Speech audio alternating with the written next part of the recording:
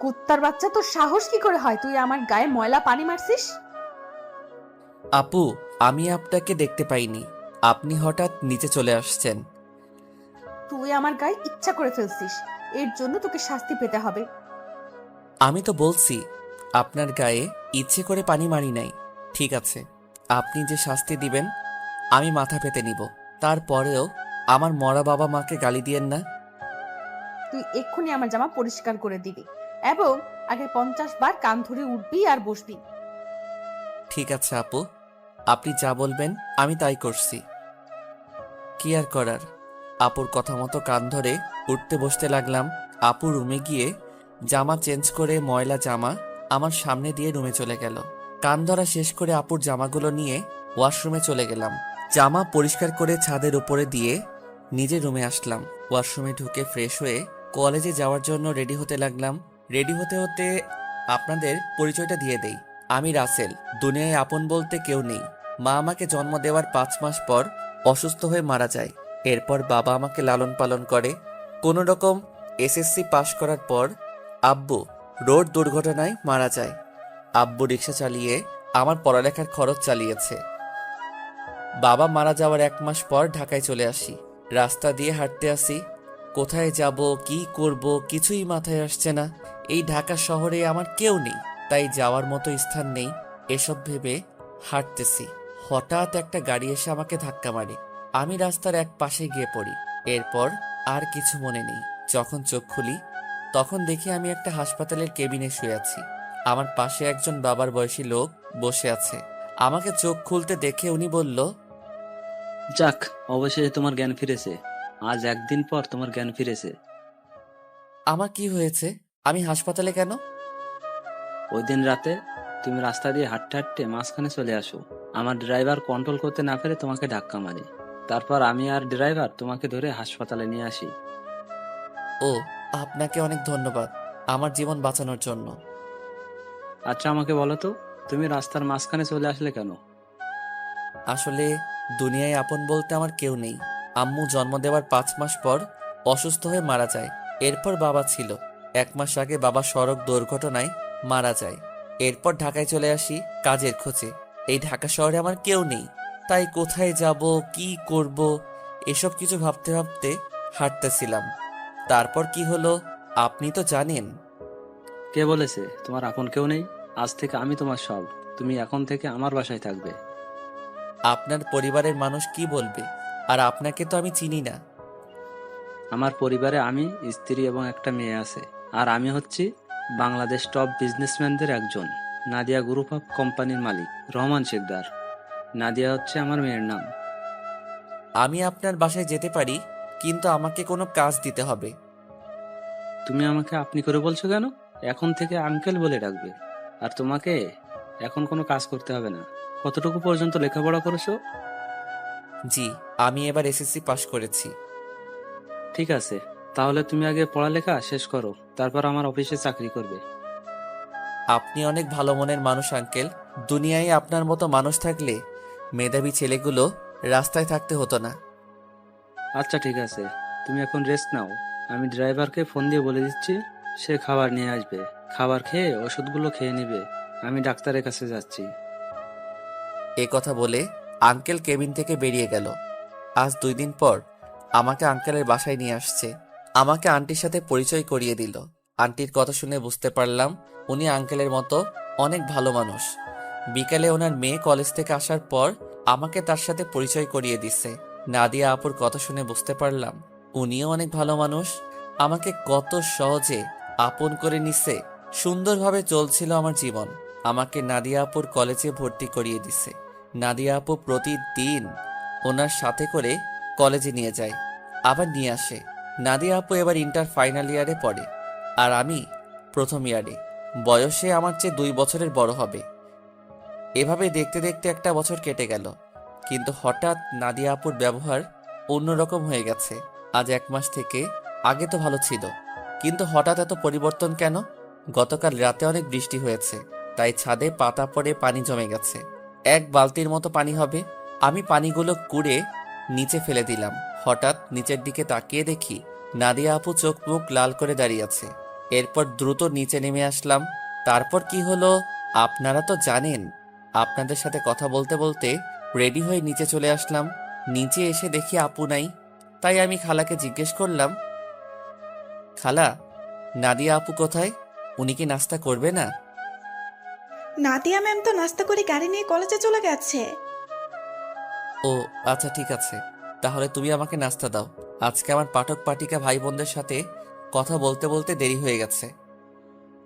পাঠক পাঠিকা এরা আবার কারা? আরে খালা, যারা আমার গল্প নিয়মিত পড়ে তাদের বলছি। আমি তো এত কিছু বুঝি না, পড়ালেখা করি নাই, তাহলে বুঝবো কেমনে? তুমি বরং নাস্তা করে তাড়াতাড়ি কলেজে যাও। আমি আর কোনো কথা না বলে নাস্তা করে ব্যাগটা নিয়ে বাসার বাইরে চলে আসলাম। তারপর একটা রিক্সা নিয়ে কলেজে যেতে লাগলাম। এবার আপনারা হয়তো বলবেন, আপনার আঙ্কেল আন্টি কোথায়? আসলে আঙ্কেল আন্টি গ্রামে আঙ্কেলের বাসায় গেছে। আজকে প্রায় 15 দিন হয়েছে। কবে আসবে সেটা এখনো বলে নাই। এই 15 দিন নাদিয়া আপু আমাকে গাড়িতে করে কলেজে নিয়ে যায়নি। 15 দিন আগে শুধু গাড়িতে করে কলেজে নিয়ে যেত, কিন্তু আসার সময় নিয়ে আসতো না। আমি সেটা আঙ্কেল আন্টিকে বলি নাই, তাহলে আপুকে বকাঝকা করবে। আপু আমার সাথে খারাপ ব্যবহার করছে ঠিকই, কিন্তু কখনো গায়ে হাত তোলে নাই।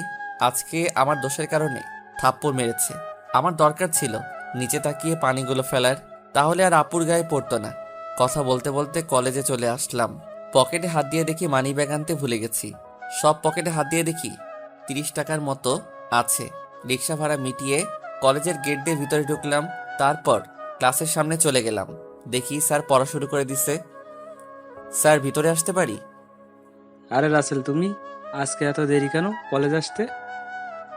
আসলে স্যার, বাসায় একটু কাজ ছিল, সেগুলো শেষ করে আসতে দেরি হয়ে গেছে। ঠিক আছে, এখন সিটে গিয়ে বসো। Okay sir. আমি আর কোনো কথা না বলে রাফির পাশে গিয়ে বসলাম। রাফি বলল, কিরে, তোর গাল লাল হয়ে আছে কেন? শালা, স্যার ধরতে পারে নাই। তুই শালা কিভাবে ধরলি? শুন, আমি তোর বেস্ট ফ্রেন্ড। তোর চেহারার দিকে তাকালে আমি সব বুঝতে পারি। এখন বল, লাল হয়ে আছে কেন? নাদিয়া আপু কি তোর গায়ে হাত তুলেছে? তোকে কলেজ ছুটি হওয়ার পর সব খুলে বলবো।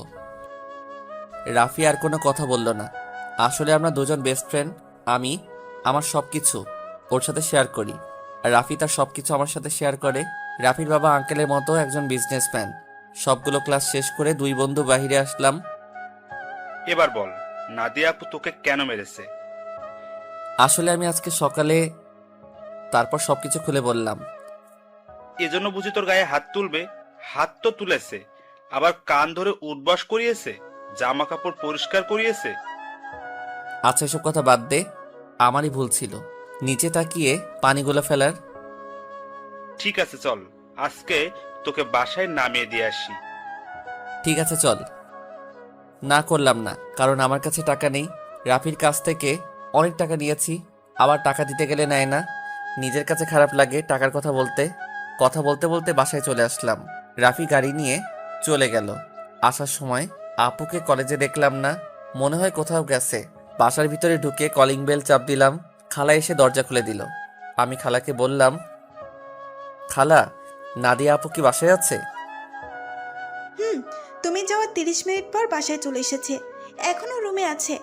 দেখে মনে হচ্ছে মন খারাপ। ঠিক আছে খালা, আমি রুমে গেলাম।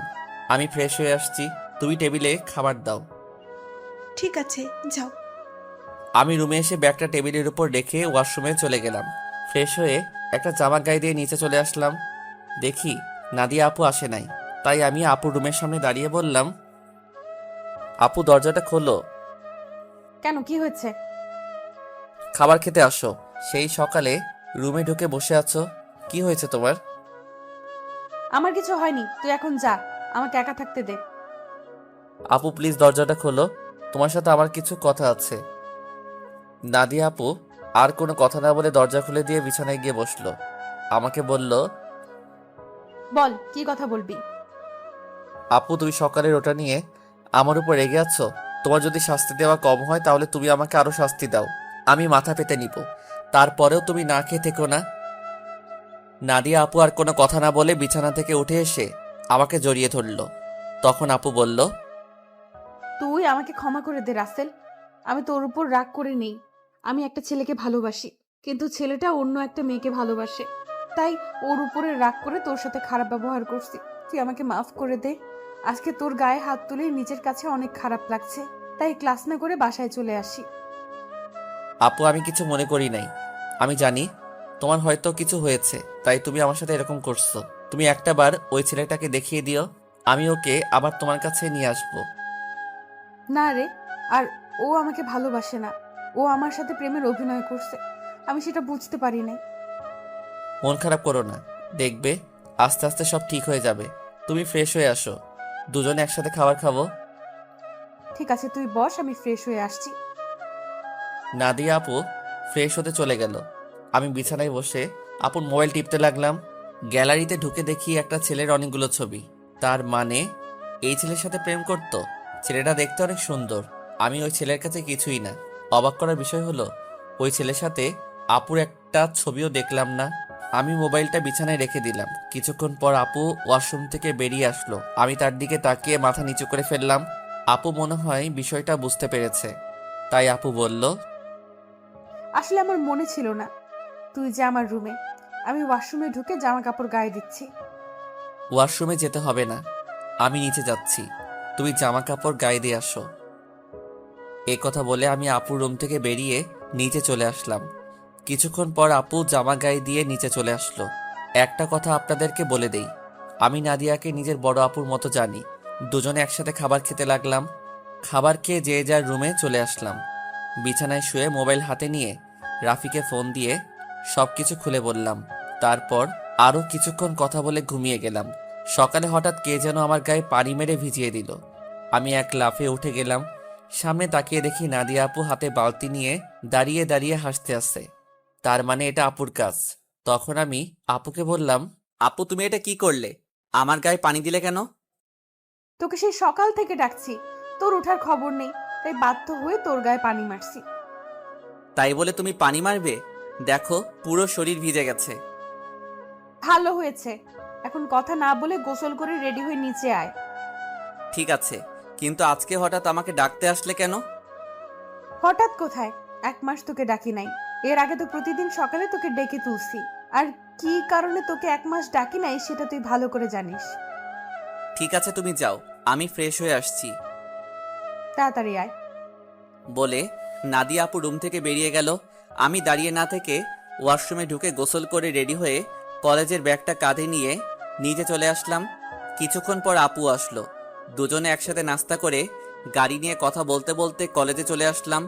আপু গাড়ি পার্কিং করে বলল, তোর ক্লাস শেষ হলে আমার জন্য অপেক্ষা করবি, দুজন একসাথে বাসায় যাব। ওকে ঠিক আছে। আপু আর কোনো কথা না বলে তার ক্লাসে চলে গেল। হঠাৎ পিছন থেকে রাফি বলল, কিরে, কেমন আছিস? এই তো ভালো আছি, তুই কেমন আছিস? আমিও ভালো আছি। আজকে তাহলে আপু তোকে কলেজে নিয়ে আসলো? হুম, আপু এখন আগের মতো হয়ে গেছে। এতদিন একটা ছেলের কারণে আমার সাথে খারাপ ব্যবহার করছে। ওই শালাকে যদি সামনে পাইতাম তাহলে অবস্থা খারাপ করে দিতাম। ওসব কথা বাদ দে, এখন ক্লাসে চল। ঠিক আছে, চল। আমি আর রাফি ক্লাসে চলে আসলাম। কিছুক্ষণ পর স্যার ক্লাসে আসলো। সবগুলো ক্লাস শেষ করে আমি আর রাফি বাহিরে চলে আসলাম।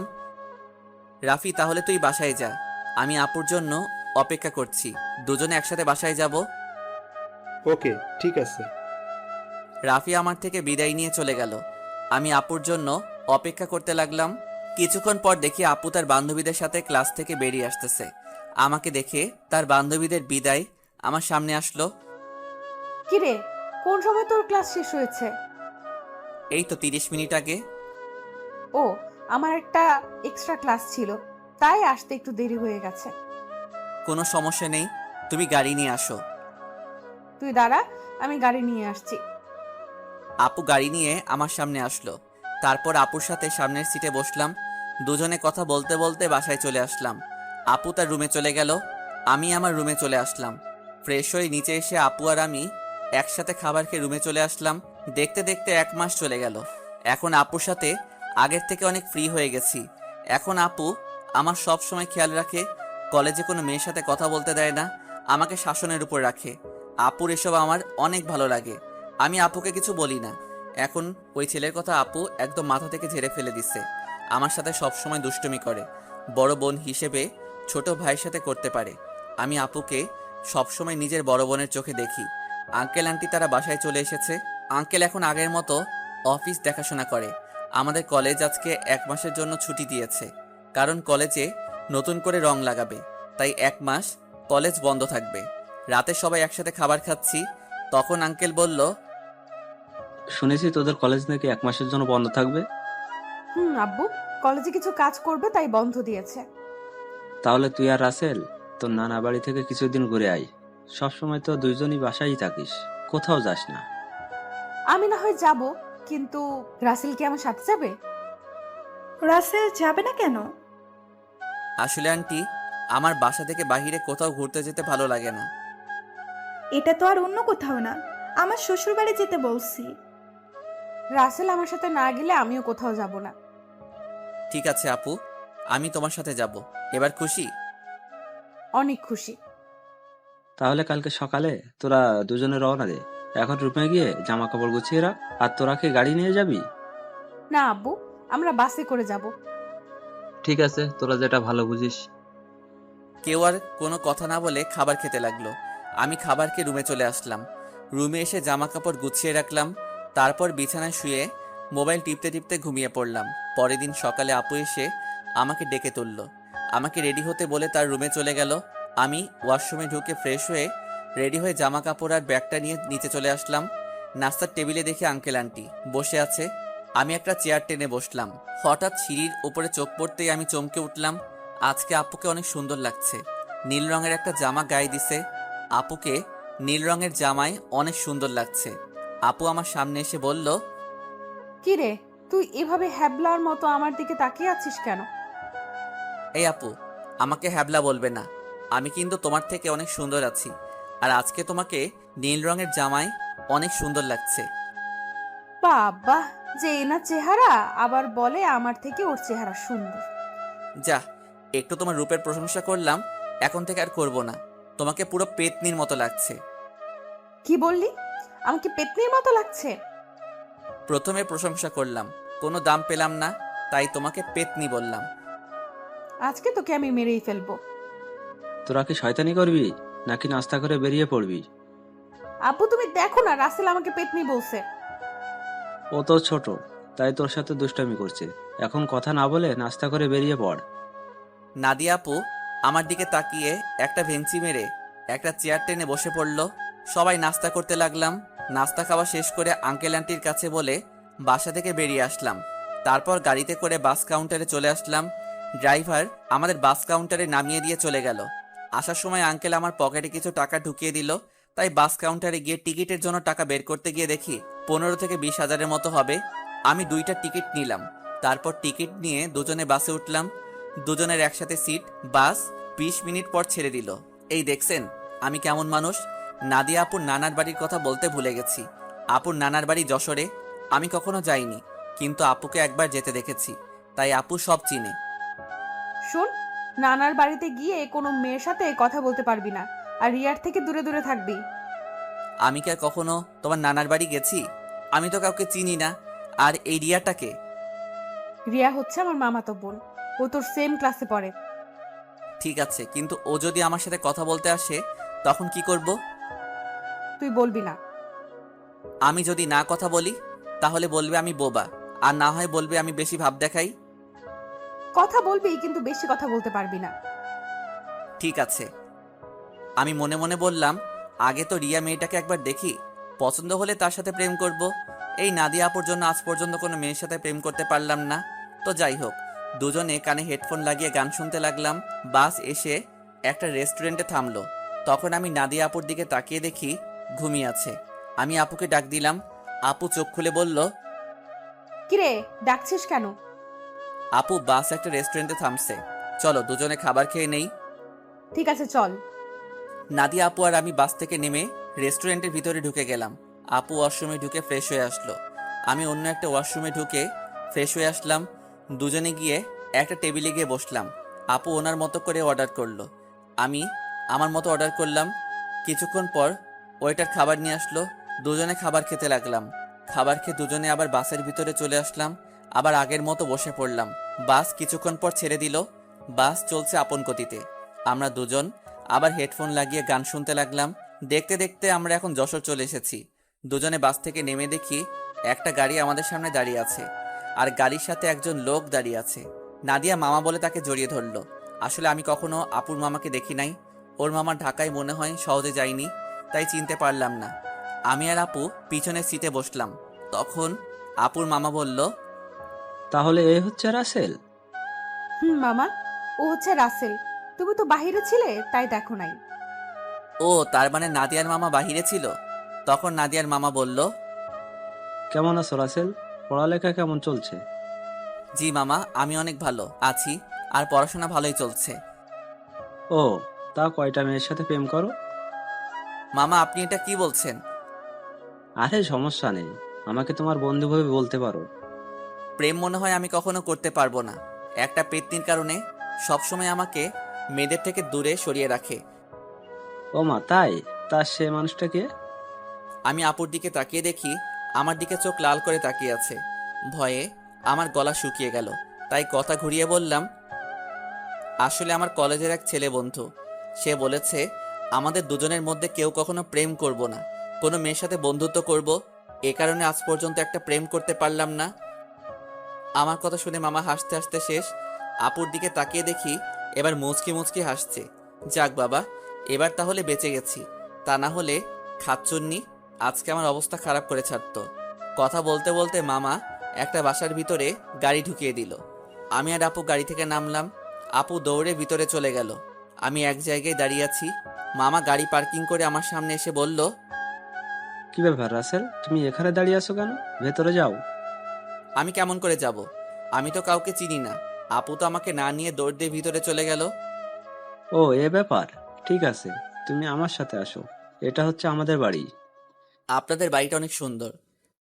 এই বাড়িটা আব্বু বানিয়েছে, প্রায় 5 কোটি টাকা খরচ করে। বাইরে থেকে যদি এত সুন্দর হয়, না জানি ভিতরে দেখতে কেমন। ভিতরে আসো, তারপর দেখো কেমন লাগে। দুজনে কথা বলতে বলতে ভিতরে গেলাম। ভিতরে ঢুকে আমি তো আরো অবাক হয়ে গেলাম। পুরো বাড়িটা রাজপ্রাসাদের মতো। বাইরে থেকে ভেতর কেমন লাগছে? অনেক সুন্দর মামা। গ্রামের ভেতরে আমাদের বাড়িটা 1 নম্বরে আছে। এমন বাড়ি আর কোথাও নাই। হুম। ঠিক আছে, তুমি ওপরে গিয়ে ডান হাতের পাশের রুমে চলে যাও। যতদিন এই বাড়িতে থাকবে ততদিন ওই রুমেই থাকবে। ওকে ঠিক আছে মামা। এই বলে আমি সিঁড়ি বেয়ে উপরে উঠলাম। তারপর হাতের ডান পাশের রুমে ঢুকে গেলাম। ভিতরে ঢুকে দেখি রুমটা অনেক সুন্দর। আমি কাঁধের ব্যাগটা বিছানায় রেখে জামা কাপড় বের করে ওয়াশরুমে ঢুকে গেলাম। গোসল করে একটা জামা গায়ে দিয়ে রুম থেকে বেরিয়ে আসতেই কারোর সাথে ধাক্কা খেয়ে নিচে পড়ে গেলাম। নিচে তাকিয়ে দেখি আমি একটা মেয়ের গায়ের উপর পড়ে আছি। মেয়েটা দেখতে খুবই সুন্দর, যে কোনো ছেলে দেখলে প্রেমে পড়ে যাবে। তো যাই হোক, আমি তাড়াতাড়ি মেয়েটার উপর থেকে উঠে গেলাম। হাত বাড়িয়ে মেয়েটাকে দাঁড় করালাম। তখন আমি বললাম, সরি, বিশ্বাস করুন আমি আপনাকে দেখতে পাইনি। সমস্যা নেই, কিন্তু আপনাকে তো ঠিক চিনতে পারলাম না। আপনি কে, আর আমাদের বাড়িতে কি করে? আমি রাসেল, নাদিয়া আপুর সাথে এসেছি। আমি নাদিয়া আপুদের বাসায় থাকি। ও, তার মানে আপনি রাসেল। ফুফা ফুফির কাছে আপনার কথা শুনেছি। আমি রিয়া, নাদিয়া আপুর মামাতো বোন। ও তার মানে আপু আসার সময় আপনার কথা বলছে? নাদিয়া আপু আপনাকে আমার ব্যাপারে কি বলছে? তেমন কিছু না, বলছে আপনি নাকি আমার সেম ইয়ারে পড়েন। বাকিটা বললাম না, শুনলে রিয়া কষ্ট পাবে, তাই ওই কথা বললাম না। তখন রিয়া বলল, ও, তার মানে আপনি আমার সেম ইয়ারে পড়েন। তাহলে আমরা আপনি করে বলছি কেন? আমরা তোর নাম এবং তুই করে বলতে পারি। ঠিক আছে, এখন থেকে তুই করে বলবো। এখন চলো নিচে যাই। আসার পর তোর আম্মুর সাথে কথা বলি নাই এবং তোর দাদা দাদির সাথে দেখা করি নাই। ঠিক আছে, চল। আমি আর রিয়া দুজনে নিচে চলে আসলাম। আপুর দিকে তাকিয়ে দেখি আমার দিকে চোখ লাল করে তাকিয়ে আছে, মনে হয় আমাকে গিলে খাবে। আসসালামু আলাইকুম মামি, কেমন আছো তুমি? আমি ভালো আছি। তুমি কেমন আছো? আমাদের বাসায় তো কখনো আসো নাই। তোমাকে অনেকবার বলছি আসার জন্য। আমি ভালো আছি মামি। আসলে মামি, আমার বাসা থেকে কোথাও যেতে ভালো লাগে না। আপু আমাকে নিয়ে এসেছে। নাদিয়া যদি না বলতো তাহলে বুঝি আসতে না? আসলে তেমন কিছু না মামি। আচ্ছা, এসব কথা বাদ দাও তো। এখন বলো, নানা নানি কোথায়? তাদের তো দেখছি না। আসলে আব্বু আম্মুকে নিয়ে তার ভাইয়ের বাসায় বেড়াতে গেছে। বুড়ো বয়সে ঘুরতে গেছে তারা? বুড়ো হলে বুঝি যেতে পারে না? আমি সেটা বলি নাই, মানে তাদের ভালোবাসা বুড়ো বয়সে এখনো আছে। এত কথা না বলে খাবার খা। খাবার খেয়ে তুই আমার রুমে আসবি, তোর সাথে আমার কথা আছে। ঠিক আছে আপু। আর কোনো কথা না, খাবার খেয়ে নিচের রুমে চলে আসলাম। কিছুক্ষণ রেস্ট নিয়ে আপু রুমের সামনে গিয়ে বললাম, আপু ভিতরে আসবো? আয় বস। আমি ভিতরে ঢুকে দেখি আপুর চোখ দিয়ে পানি পড়ছে। তখন আমি আপুকে বললাম, আপু তোমার কি হয়েছে? তোমার চোখ দেখে বোঝা যাচ্ছে তুমি মনে হয় কান্না করছো। তোকে আসার সময় কি বলছি তোর মনে নেই? তুই রিয়ার সাথে কথা বলছিস কেন? বারে, কথা বললে সমস্যা কোথায়? তোমাকে বলছি না আমি বেশি কথা বলবো না। ঠিক আছে, তুই এখন আমার রুম থেকে কোথাও যাবি না, আমার রুমে বসে থাকবি। আপু, পুরোটা রাস্তায় জার্নি করে আসছি, তাই ভাবছি একটা ঘুম দিমু। তাহলে আমার রুমে ঘুমিয়ে পড়, তোর রুমে যাওয়া লাগবে না। যদি বাড়ির মানুষ অন্য কিছু ভাবে তখন কি হবে? এই বাসার সবাই জানে আমি তোর থেকে বড়, তাহলে অন্য কিছু ভাববে না। কথা না বলে ঘুমিয়ে পড়। আমি আর কোনো কথা না বলে আপুর বিছানায় ঘুমিয়ে পড়লাম। এবার আপনাদের কিছু কথা বলি। আসলে নানা নানি এবং মামি অনেকবার ঢাকায় গেছে, তাই ওদের চিনি। কিন্তু রিয়া কখনো ঢাকায় যায়নি, আর কেন যায় না সেটা আমি বলতে পারবো না। আমার ঘুম আসার পর আপু আমার দিকে তাকিয়ে আছে আর মনে মনে বলে, রাসেল, তুই কি আমার মুখের কথা বুঝতে পারিস না? আমি তোর এত খেয়াল কেন রাখি? তোকে কোনো মেয়ের সাথে কথা বলতে দেইনি কেন? কারণ আমি তোকে অনেক ভালোবাসি। তোকে যদি আমার জীবনে না পাই তাহলে আমার এই জীবন শেষ করে দিব। আমি তোকে অন্য মেয়ের সাথে সহ্য করতে পারবো না। এই কথা বলে আপু আমার কপালে এবং গালে 4-5টা চুমু খেলো। তারপর রুম থেকে বেরিয়ে রিয়ার রুমে গেল। রিয়া বিছানায় শুয়ে কি যেন ভাবছে। তখন আপু রিয়ার পাশে বসে বলল, কি রে রিয়া, তোকে দেখে বোঝা যাচ্ছে তুই কিছু একটা নিয়ে চিন্তিত আছিস। আসলে আপু তেমন কিছু না। এখন বলো হঠাৎ আমার রুমে? কেন, তোর রুমে কি আসা যাবে না? আরে আমি ওইভাবে বলিনি। আচ্ছা, ওটা বাদ দাও। তোমাকে একটা কথা বলি, রাসেল কি কোনো মেয়ের সাথে প্রেম করে? কেন, আমার জানা মতে রাসেল কোনো মেয়ের সাথে প্রেম করে না। তা এটা কেন জিজ্ঞেস করলি? না আপু, এমনি জিজ্ঞাসা করলাম। তা আপু তোমার লেখাপড়া কেমন চলছে? আমার তো ভালোই চলছে, তোর কেমন চলছে? আমারও ভালোই চলছে। ঠিক আছে, তুই থাক, আমি রুমে গেলাম।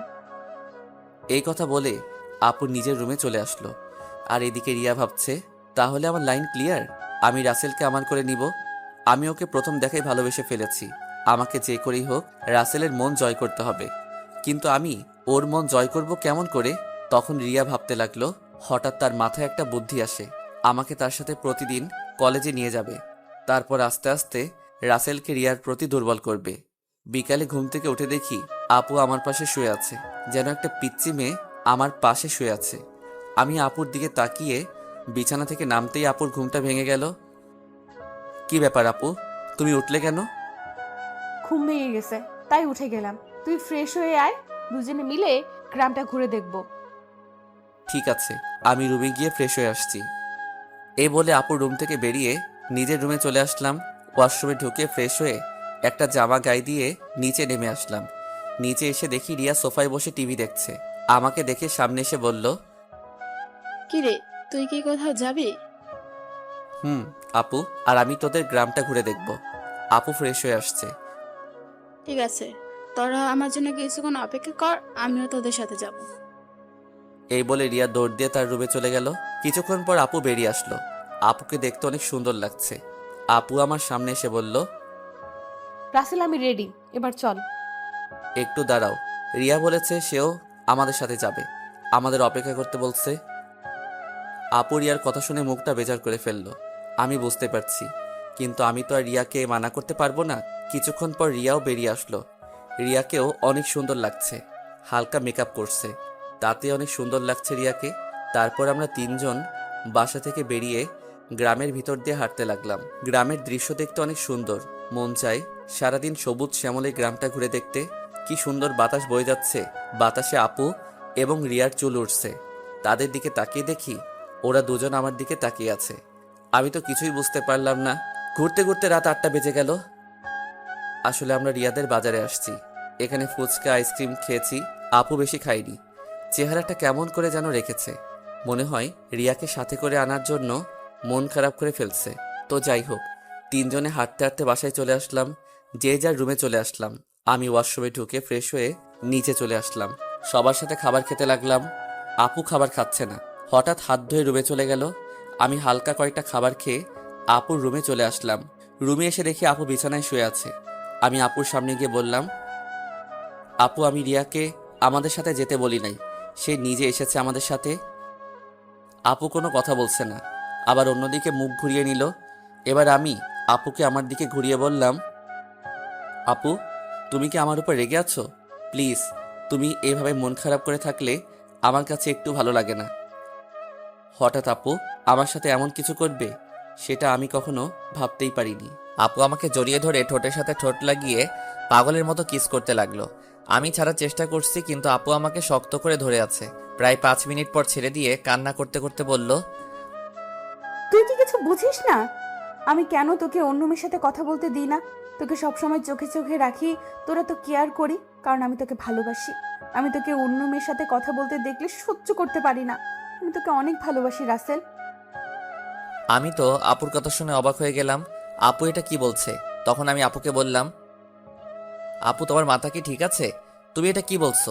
আমি তোমাকে বড় বোনের মতো সম্মান করি। আমি মনে করছি তুমি আমাকে ছোট ভাই হিসেবে এত কেয়ার এবং খেয়াল রাখো। না, আমি তোকে ভালোবাসি বলে এত কেয়ার এবং খেয়াল রাখি। প্লিজ রাসেল, তুই আমাকে ফিরিয়ে দিস না। আপু এটা কখনো সম্ভব নয়। তুমি আমার 2 বছরের বড়। এটা পরিবারের এবং আঙ্কেল আন্টি কখনো মেনে নিবে না। সমাজের মানুষ নানান ধরনের কথা বলবে। আমি পারবো না তোমাকে ভালোবাসতে। তুই যদি আমাকে ভালো না বাসিস তাহলে আমি নিজেকে শেষ করে দিব। আমি তোকে ছাড়া বড় অসহায়। আমি তোকে ছাড়া থাকতে পারবো না। এই তোমাদের মতো মেয়েদের বাংলা সিনেমার মতো একটা ডায়লগ আছে, কাউকে নিজের করে না পেলে আত্মহত্যা করবে, হাত কেটে ফেলবে, ছাদ থেকে লাফ দিবে, এমনকি বিষ খাবে। এগুলো ছাড়া আর কি তোমরা কিছু করতে পারো না? যাকে ভালোবাসি তাকে যদি নিজের করে না পাই, তাই মেয়েরা এসব করতে বাধ্য হয়। আমি তোকে সত্যিই অনেক ভালোবাসি। আপু আমি তোমাকে বোনের মতো জানি। আমি তোমাকে কখনো ভালোবাসতে পারবো না। তুমি এসব বিষয়ে আমার সাথে কথা বললে আমি তোমাদের সবাইকে ছেড়ে চলে যাব। না না, তুই কোথাও যাস না। তোকে না দেখলে আমি থাকতে পারবো না। ঠিক আছে, আমি আর কখনো তোকে ভালোবাসার কথা বলবো না। কথাটা যেন মনে থাকে। আগে যেভাবে চলতে এখনো সেভাবে চলবে। আমি এখন রুমে গেলাম। এই বলে নিজের রুমে চলে আসলাম। রুমে এসে বিছানায় শুয়ে আপুর কথাগুলো ভাবতে লাগলাম। আপু এটা কেমন করে বলল? আঙ্কেল আন্টি যদি জানতে পারে তাহলে আমাকে বাসা থেকে বের করে দিবে। তারপর আমি কোথায় যাব? এসব কিছু ভাবতে ভাবতে কখন যে ঘুমিয়ে গেছি মনে নাই। সকালে রিয়া রুমে এসে ডাকতে লাগলো, ওই রাসেল, ওর তাড়াতাড়ি। কি হয়েছে, ডাকছিস কেন? আজকে তুই আমার সাথে কলেজে যাবি, তাই তোকে ডাকতে আসলাম। আমি তোর কলেজে যাব কেন? আমি তো তোর কলেজে পড়ি না। সেটা তো আমি জানি, তোকে আমাদের কলেজটা ঘুরে দেখাবো। তাড়াতাড়ি ওঠ। ঠিক আছে তুই যা, আমি ফ্রেশ হয়ে আসছি। রিয়া আর কোনো কথা না বলে আমার রুম থেকে বেরিয়ে গেল। আমি বিছানা থেকে উঠে ওয়াশরুমে ঢুকে ফ্রেশ হয়ে রেডি হয়ে নিচে চলে আসলাম। নিচে এসে দেখি মামা মামি নাস্তার টেবিলে বসে আছে। আমি গিয়ে একটা চেয়ার টেনে বসলাম। তা রাসেল, রাতে ঘুম কেমন হয়েছে? অনেক ভালো ঘুম হয়েছে মামা। তা তুমি এত সকালে ঘুম থেকে উঠলে কেন? রিয়া আমাকে ঘুম থেকে উঠিয়ে দিল তার সাথে কলেজে যাওয়ার জন্য। আমাকে নাকি তাদের কলেজটা ঘুরে দেখাবে। ও ঠিক আছে, তোমরা নাস্তা করো, আমি নাদিয়াকে ঘুম থেকে ডেকে তুলছি। আপু এখনো ঘুম থেকে উঠে নাই? এখনো তো উঠে নাই। গতকাল রাতে অল্প কয়টা খাবার খেয়েছে। মেয়েটার হঠাৎ কি হলো? কি আর হবে, মনে হয় ভালো লাগছে না তাই খাবার কম খেয়েছে। হঠাৎ রিয়া এসে একটা চেয়ার টেনে আমার পাশে বসলো। তখন রিয়া বলল, কি হয়েছে আম্মু? তোমরা কি নিয়ে কথা বলছো? তোর নাদিয়া আপুর কথা বলছে। মেয়েটার হঠাৎ কি হয়েছে? আপুর আবার কি হবে? কালকে তো আমার সাথে সুন্দরভাবে ঘোরাঘুরি করছে। মনে হয় অনেক হাঁটাহাঁটি করাতে শরীর খারাপ লাগছে। হয়তো তাই হবে। ঠিক আছে, তোরা নাস্তা করে কলেজে যা। আমি নাদিয়া ঘুম থেকে উঠলে তাকে জিজ্ঞেস করব। কেউ আর কোনো কথা না বলে নাস্তা খেতে লাগলো। আর আমি তো জানি আপু কেন এমন করছে। আপু যেটা চাচ্ছে সেটা কখনোই সম্ভব নয়। আমি কখনো আপুকে ওইরকম চোখে দেখি নাই। রিয়া আর আমি নাস্তা করে মামাকে বলে বাসা থেকে বেরিয়ে আসলাম। তখন রিয়া বলল, আচ্ছা রাসেল, দেখ তো আমাকে কেমন লাগছে। আমি তো এতক্ষণ রিয়ার দিকে খেয়াল করি নাই। আজকে রিয়াকে অনেক সুন্দর লাগছে। রিয়ার সৌন্দর্য ফুটে তুলছে তার ঠোঁটের পাশের তিলটাই। তখন আমি বললাম, আজকে তোকে অনেক সুন্দর লাগছে। যে কোনো ছেলে দেখলে প্রেমে পড়ে যাবে। কোনো ছেলে পড়ার দরকার নেই, তুই পড়লেই হবে। ওই বিড়বিড় করে কি বলছিস? কিছু না, একটা রিক্সা ডাক দে। বাসায় গাড়ি থাকতে রিক্সা করে কলেজে যাবি কেন? আমার মন বলছে তুই একটা রিক্সা ডাক দে। ওই একটা রিক্সা ডাক দিব কেন? আমরা তো দুইজন এখানে, একটা রিক্সায় কি করে যাব? ওই হারামি, রিক্সায় করে আমি আর তুই যেতে পারবো না। বেশি কথা না বলে রিক্সা ডাক দি। ঠিক আছে, দিচ্ছি। একদিনের পরিচয় তুই আমার সাথে এইভাবে ঝগড়া করছিস? তোর সাথে তো এখনো কিছুই করি রে। তাড়াতাড়ি রিক্সা ডাক দে, এমনি দেরি হয়ে যাচ্ছে। আমি আর কোনো কথা না বলে একটা রিক্সা ডাক দিলাম। দুজনে রিক্সায় উঠলাম। তখন রিয়া বলল, আচ্ছা রাসেল, তুই কি কখনো প্রেম করেছিস কোনো মেয়ের সাথে? আমার দ্বারা এসব হবে না। আমার সাথে কোনো মেয়ে প্রেম করবে না। আমার চেহারা ভালো না। কে বলেছে তোর চেহারা খারাপ? তুই দেখতে অনেক সুন্দর। সুন্দর হলে কি হবে? আপু তো আমাকে কোনো মেয়ের সাথে প্রেম করতে দিবে না। আর আমিও মনের মতো কাউকে পাইনি। আশেপাশে তাকালেও পেতে পারিস। আমার পাশে তুই ছাড়া আর তো কেউ নেই। তাহলে পাবো কি করে? আরে পাগল, তোকে কি অন্য কারো কথা বলছি? আমাকে কি চোখে পড়ে না? কিরে, চুপ করে আছিস কেন? তোর কলেজ আর কত দূর? এই তো সামনেই। তারপর দুজনে কথা বলতে বলতে রিয়ার কলেজের সামনে চলে আসলাম। আমি রিক্সা ভাড়া দিলাম। রিয়া আমাকে মানা করছে, কিন্তু তারপরেও আমি ভাড়া দিছি। দুজনে গেট দিয়ে কলেজের ভিতরে ঢুকলাম। হঠাৎ কয়েকটা মেয়ে আমাদের সামনে আসলো। তাদের একটা মেয়ে বলল, কিরে রিয়া, তোর সাথে উনি কে? আগে তো কখনো দেখিনি। আরে আমার মনে হয় কি আমাদের রিয়ার বয়ফ্রেন্ড। দেখতে কিন্তু অনেক সুন্দর। যদি রিয়ার আগে আমি দেখতাম তাহলে ওর সাথে প্রেম করতাম। ওই, তোরা কি চুপ করবি? ঋতু মিতু, তোরাও জানিস ওকে? ও হচ্ছে আমার ফুফাতো ভাই রাসেল। তুই তো কখনো আমাদের তোর ফুফাতো ভাইয়ের কথা বলিস নাই। আমি যদি জানতাম আমার ফুফাতো ভাই আছে, তাহলে তো তোদের অবশ্যই বলতাম। তোরা তো আমার ফুফাতো বোন নাদিয়া আপুকে চিনিস, ওনার ছোট ভাই। ও আচ্ছা, তা ভাইয়া কেমন আছেন? আমি এতক্ষণ ওদের কথা শুনে মাথা নিচু করে রাখলাম। আর রিয়ার কথা শুনে তো আমি আরো অবাক হয়ে গেলাম। সে ওদের সত্যিটা বলে নাই। তখন আমি বললাম, প্রথম কথা হচ্ছে আমাকে ভাইয়া বলে ডাকা যাবে না। আমি তোমাদের সাথে সেম ইয়ারে পড়ি। আর আলহামদুলিল্লাহ আমি আছি। আপনারা সবাই কেমন আছেন? যেহেতু আমাদের সাথে পড়েন তাহলে আমাদের আপনি না তুই করে বলবেন। আমরাও ভালো আছি। ঠিক আছে, পরে কথা বলা যাবে, এখন চল ক্লাসে। আমি বলি কি, তোরা ক্লাসে যা, আমি বাসায় চলে যাই। আমি এখান থেকে কি করব? তুই আমাদের সাথে ক্লাসে যাবি? যদি তোদের স্যার এবং ছাত্রছাত্রী কিছু বলে? তাও কথা ঠিক। আচ্ছা তাহলে তুই বাসায় চলে যা, দুপুর 1টার সময় আমাকে এসে নিয়ে যাস। আমি ঠিক আছে বলে কলেজ থেকে বেরিয়ে একটা রিক্সা নিয়ে বাসায় চলে আসলাম। বাসায় কলিং বেল চাপ দেওয়ার পর মামি এসে দরজা খুলে দিল। আমাকে দেখে বলল, কি ব্যাপার রাসেল, তুমি চলে আসলে কেন? আমি কলেজে থেকে কি করব, তাই চলে আসলাম। রিয়া বলেছে তাকে দুপুরে গিয়ে নিয়ে আসতে। ও ঠিক আছে, তুমি রুমে যাও, আমি তোমার জন্য উপরে কফি নিয়ে আসছি। আমি এখন কফি খাবো না। আপু কি ঘুম থেকে উঠেছে? নাস্তা করে এখন আর রুমে আছে। ঠিক আছে। আমি আপুর রুমে গেলাম বলে ভিতরে ঢুকে আপুর রুমে চলে গেলাম। আপুর রুমে এসে দেখি কার সাথে যেন মোবাইলে হেসে হেসে কথা বলছে। আমাকে দেখে ফোনটা কেটে দিল। তখন বলল, তুই আবার রুমে কেন এসেছিস? আমি তোমার রুমে আসলে সমস্যা কোথায়? আর তুমি কার সাথে কথা বলছো? সেটা কি তোকে বলতে হবে? আপু, তুমি আমার সাথে এইভাবে কথা বলছো কেন? তোর সাথে আমার কথা বলতে ভালো লাগছে না। তুই আমার রুম থেকে বেরিয়ে যা। আমি আর কোনো কথা না বলে আপুর রুম থেকে বেরিয়ে আমার রুমে চলে আসলাম। বিছানায় বসে ভাবতে লাগলাম, আপুর হঠাৎ কি হলো? আমার মনে হয় তার ভালোবাসা অ্যাকসেপ্ট না করার কারণে আমার উপর রেগে আছে। আপুর এমন কথাই কেন জানি আমার অনেক খারাপ লাগছে। পরে ভাবলাম, রাগ করলে করুক, কিছুদিন পর এমনি ঠিক হয়ে যাবে। আর কিছু না ভেবে একটা ঘুম দিলাম। দুপুরের দিকে ঘুম থেকে উঠে দেখি একটা বাজার 10 মিনিট বাকি আছে, তাই কোনো রকম ফ্রেশ হয়ে মামিকে বাসা থেকে বেরিয়ে একটা রিক্সা নিয়ে রিয়ার কলেজের সামনে চলে আসলাম। কলেজের সামনে এসে দেখি রিয়া তার বান্ধবীদের সাথে বাহিরে দাঁড়িয়ে আছে। আমাকে দেখে ঋতু আর মিতুর থেকে বিদায় নিয়ে আমার সাথে রিক্সায় উঠে বসলো। তোর আসতে লেট হলো কেন? আসলে কলেজ থেকে গিয়ে ঘুমিয়ে পড়ছি, উঠতে একটু দেরি হয়ে গেছে, তাই আসতে একটু দেরি হয়েছে। ওহ, তারপর দুজনে কথা বলতে বলতে বাসায় চলে আসলাম। এবার রিয়া আমাকে রিক্সা ভাড়া দিতে দিল না, রিয়া এবার রিক্সা ভাড়া দিল। তারপর দুজনে বাসার ভিতরে ঢুকে যে যার রুমে চলে গেলাম। দেখতে দেখতে 10টা দিন চলে গেল। রিয়া আর তার বান্ধবীদের সাথে ভালো বন্ধুত্ব হয়েছে, কিন্তু আপু আমার সাথে ঠিকভাবে কথা বলে না। সব সময় কার সাথে যেন ফোনে হেসে হেসে কথা বলে। আপুর এড়িয়ে চলা আমার অনেক খারাপ লাগে। এখন কেন জানি আপু ফোনে কারোর সাথে হেসে হেসে কথা বললে আমার কেমন জানি লাগে। রাতে সবাই মিলে খাবার খেতে লাগলাম। তখন নাদিয়া আপু বলল, মামা মামি আমি কালকে ঢাকায় ফিরে যাব, আমার জরুরি কাজ আছে। তুই যাবি মানে? তাহলে রাসেল কি করবে? ও যাবে কিনা সেটা বলতে পারো। রাসেল, তুমি কি বলো? নাদিয়ার সাথে কি তুমি যাবে, নাকি তুমি আরো কিছুদিন থাকবে? না মামা মামি, আমিও আপুর সাথে কালকে চলে যাব। আমি থেকে কি করব? তাহলে ঠিক আছে।